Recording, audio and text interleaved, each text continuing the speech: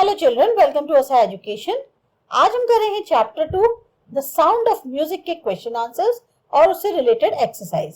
तो अपने वीडियो में हम उसी के बारे में डिस्कस करते हैं। शुरुआत करते हैं अपने पहले सेगमेंट से। Answer this questions in a word और कपल ऑफ ईच सेंटेंसेस। तो अब हमें जो है शॉर्ट आंसर्स की तरह इनका जवाब देना है। How old was Evelyn when she went to the royal academy of music? Evelyn की क्या उम्र थी जब वो रॉयल एकेडमी ऑफ म्यूजिक में गई? तो Evelyn was merely 17 years old when she went to the Royal Academy of Music. Evelyn की उम्र मात्र 17 साल की थी जब वो रॉयल एकेडमी ऑफ म्यूजिक में गई। When was her deafness first noticed? When was it confirmed? वो कम सुन पाती है या उसको सुनाई नहीं देता है, ये बात कब पता चली और कंफर्म कब हुई? तो her deafness was first noticed when she was 8 years old. जब वो 8 साल की थी तब सबसे पहले ये बात नोटिस की गई, but it was confirm when she was 11। लेकिन जब कंफर्म हुई ये बात, ये जब वो 11 साल की उम्र की हो गई तब कंफर्म हुई। Who helped her to continue with music? What did he do and say? किन्होंने जो है उनको म्यूजिक कंटिन्यू करने में मदद करी, क्या कहा उन्होंने और क्या किया? तो जो परकशनिस्ट थे Ron Forbes help Evelyn to continue with music. Percussionist का मतलब होता है जो इंस्ट्रूमेंट्स पे प्ले करते हैं वो। उन्होंने जो रॉन फोर्ब्स थे काफी मदद करी एवलिन की कि वो अपने म्यूजिक को जारी रखें। He began by tuning 2 large drums to different notes and said, "Don't listen through your ears. Try to sense it some other way." उन्होंने शुरुआत करी ट्यूनिंग एक तरह से 2 बड़े बड़े ड्रम्स की अलग अलग नोट्स पे करी और उनसे कहा कि तुम जो हो अपने कानों से मत सुनो, उनको थोड़ा सा फील करने के लिए कुछ दूसरा तरीका अपनाओ, कान से मत सुनो, उसको अपने सेंस किसी और तरीके से करो। Name the various places and causes for which Evelyn performs. Evelyn ने किस किस चीजों पे और मतलब किन कारणों के लिए और कहां कहां परफॉर्म किया? तो Evelyn performs at regular concerts में परफॉर्म करती थी। She also give free concerts in prisons and hospitals. यहाँ तक कि जो प्रिजन्स और हॉस्पिटल्स थे वहां पर भी वो फ्री कॉन्सर्ट्स करती थी। She also give high priority to classes for young musicians. और वो जो है उन क्लासेस जहाँ पे यंग म्यूजिशियंस होते थे उनको भी काफी महत्व देती थी और वहां पर भी वो एक तरह से परफॉर्म करती थी। अब ये थोड़े लॉन्ग टाइप आंसर्स हैं। तो how does Evelyn here music? Evelyn music को कैसे सुनती थी? Evelyn hears music by sensing the notes in different parts of her body. अपनी बॉडी में उन्होंने अलग अलग पार्ट्स में उन नोट्स को जो है फील किया। Ron Forbes, her trainer, turns 2 drums to different notes and asked her not to listen through her ears but sense it some other way. जो Ron Forbes थे उनके ट्रेनर, उन्होंने 2 ड्रम्स पे धुन बजाई अलग अलग नोट्स पे और उनसे कहा कि इसे अपने कानों से नहीं सुनो बल्कि कुछ और तरीके से फील करने की कोशिश करो। Then she realizes that she could feel the higher drum from the waist up and the lower drum from the waist down. उन्हें इस बात का एहसास हुआ कि जैसे जब बहुत तेज बीट बज रही है तो वो जो वेस्ट के ऊपर वाला पोर्शन होता है वहां से उसको फील कर पा रही थी और जब धुन कम हो गई, लोअर ड्रम हो गया, तो उन कमर के नीचे वाले हिस्से से जो है उसको महसूस कर पा रही थी। She learned how to open her mind and body to sounds and vibrations. वो बहुत जल्द सीख गई कि किस तरीके से उन्होंने अपना जैसे दिमाग है अपनी बॉडी को साउंड्स और वाइब्रेशंस के लिए एकदम से तो बिल्कुल ओपन कर दिया।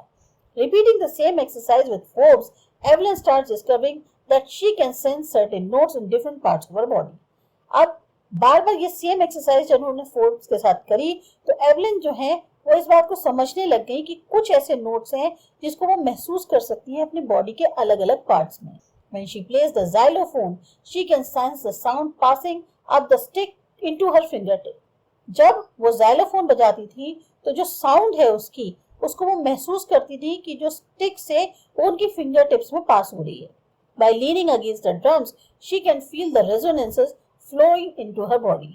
जब वो ड्रम्स के बिल्कुल जैसे एक होता है ना आप पास में आ जाएं तो उसके जो रेजोनेंसेस होते हैं, जो उसके एक तरह बीट्स होती हैं, उसकी जो एक ताल होती है वो आपको ऐसा लगता है जैसे आपकी बॉडी के अंदर फ्लो कर रही है।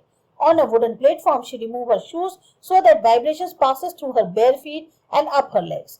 जब वो किसी उस पे प्लेटफॉर्म पे वुडन प्लेटफॉर्म पे खड़ी होती थी तो वो अपने शूज उतार देती थी ताकि जो वाइब्रेशंस हैं वो उनके नंगे पैरों से उनकी बॉडी में पास हो और अपने लेग्स से जो है उनके वो ऊपर उठे। She says that music pours into every part of her body. It tingles in the skin, her cheekbones and even in her hair. उन्होंने कहा कि म्यूजिक जो है जैसे उनकी बॉडी के हर एक पार्ट से जो है उनके अंदर आता है, वो स्किन में भी उनको उसकी झंझनाहट महसूस होती है, उनके चीक बोन्स में भी, और यहाँ तक कि वो बालों में भी महसूस करती है। अब है tick the right answer. The dash was a readed noise maker. कौन सी चीज थी जो एक बहुत ही ज्यादा नॉइज करने वाली लगती थी? शहनाई या पुंगी? तो वो था पुंगी। Bismillah Khan, a barber, Ali Bugs, transformed the pungi into Shehnai. Answer is barber. Bismillah Khan's paternal ancestors were barbers, professional musicians. Answer is professional musicians.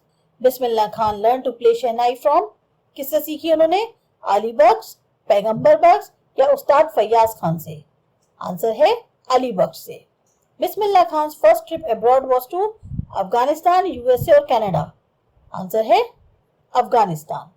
अब है find the words in the text which shows that Ustad Bismillah Khan's feelings about the items listed below. Take a mark in the correct column. Discuss your answers in the class. अब बिस्मिल्लाह खान की feelings positive, negative या neutral आपको mark करनी है। जैसे teaching children music, उसको लेकर उनकी फीलिंग्स पॉजिटिव थी। फिल्म वर्ल्ड नेगेटिव थी। Migrating to the USA negative थी। प्लेइंग एट टेम्पल्स पॉजिटिव थी। Getting the Bharat Ratna positive. Banks of the Ganga positive. और leaving Banaras and Dumraon negative. अब है answer these questions in 30 to 40 words. Why did Aurangzeb ban the playing of the pungi? Aurangzeb ने पुंगी बजाने पर ban लगाना क्यों कर दिया था? क्यों उन्होंने बोला कि पुंगी पर बैन लगा दो? तो Aurangzeb banned the playing of musical instrument pungi because it had a shrill and unpleasant sound. जैसे होता है ना, जब वो पुंगी बजाई जाती थी इतनी खराब आवाज निकलती थी उससे कि जैसे कहते हैं ना, कानों को सुनने में इतनी खराब लगती थी कि औरंगजेब ने फाइनली उसको बोला कि ना, आज के बाद कोई भी पुंगी नहीं बजाएगा। How is a shehnai different from a pungi? Shehnai pungi से कैसे डिफरेंट है? Shehnai is an improved version of pungi as it has better tonal quality than pungi. Shehnai एक तरह से पुंगी का ही इम्प्रूव्ड वर्जन है, बेहतर वर्जन है, क्योंकि उसमें जो टोन निकलती है वो कहीं ज्यादा अच्छी क्वालिटी की निकलती है। It is a natural hollow stem pipe that is longer and broader than pungi. ये एक नेचुरल तौर पे हॉलो स्टेम होता है, पाइप की फॉर्म में होता है, जो काफी लंबा भी होता है और पुंगी के हिसाब से देखा जाए थोड़ा चौड़ा भी होता है। It has 7 holes on the body of the pipe, और उस पाइप पे 7 छेद होते हैं। Where was the shehnai played traditionally? How did Bismillah Khan change this? तो शहनाई was traditionally played in royal courts.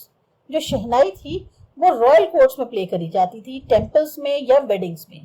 Ustad Bismillah Khan changed the tradition by bringing this instrument onto the classical stage. पर उस्ताद बिस्मिल्लाह खान ने इस ट्रेडिशन को बदला, वो इस इंस्ट्रूमेंट को उन्होंने जो है क्लासिकल स्टेज पर भी बजाया।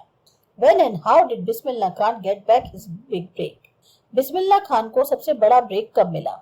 Bismillah Khan got his big break in 1938 when he played Shehnai on radio on the occasion of the opening of All India Radio in Lucknow. Lucknow में जब ऑल इंडिया रेडियो की शुरुआत हुई थी, उसके अवसर पर बिस्मिल्लाह खान ने 1938 में रेडियो पर एक तरह से शहनाई की धुन बजाई थी। Soon he became an often heard player on radio. और उसके बाद जो है अक्सर वो रेडियो पे शहनाई की धुन बजाते हुए दिख जाते थे, मतलब लोगों को अक्सर जो है रेडियो पे उनकी धुन सुनाई देती थी। Where did Bismillah Khan play the Shehnai on 15th August 1947? Why was the event historic?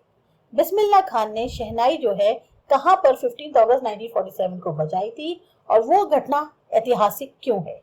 तो on 15 August 1947 Bismillah Khan played the Shehnai at Red Fort. Red Fort में उन्होंने बजाया था।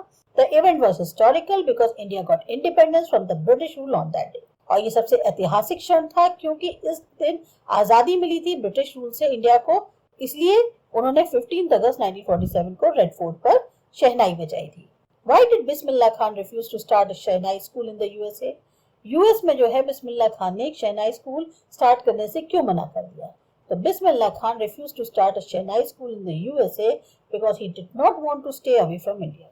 बिस्मिल्लाह खान ने मना इसलिए कर दिया क्योंकि वो जो है इंडिया से बाहर नहीं रहना चाहती थी या उससे दूर नहीं रहना चाहती थी। He was really fond of Banaras, the river Ganga and Dumra.